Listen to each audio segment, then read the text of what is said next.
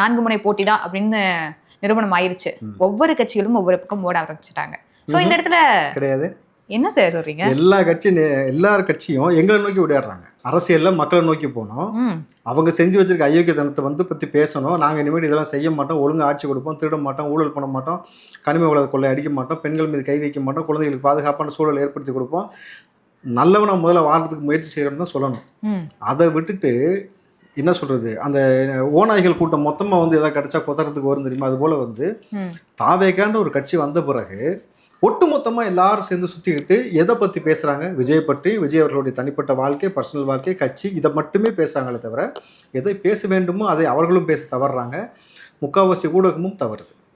பத்திரிகையாளர் கெட்டி வச்சு அடிக்கிறாங்க, அதை பத்தி பேசல. நேற்று ஒரு பத்திரிகையாளர் அடிச்சு மண்டை உடைச்சு விட்டாங்களா? ஆமா சார், பாத்தீங்களா?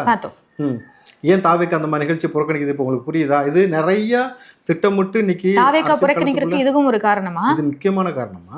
ஏன்னா திட்டமிட்டு வன்முறையை தூண்டுவதற்கும் கலவரத்தை உண்டாக்குவதற்கும் அது மூலமாக நம்ம ஒரு வேட்பாளரை அறிவிச்சு அவர் போய் அங்கே நிற்கிறாருன்னா அந்த இடத்துல இந்த மாதிரி ஒரு கலவரத்தை உண்டாக்கி அவர் மேலே கேஸ் ஃபைல் பண்ணணும் இப்படின்றதெல்லாம் அவங்க அஜெண்டாவில் ஒரு அஜெண்டா. அது தெரிஞ்சதுனால தான் நம்ம முற்றிலுமாக அதை புறக்கணிக்கிறோம்.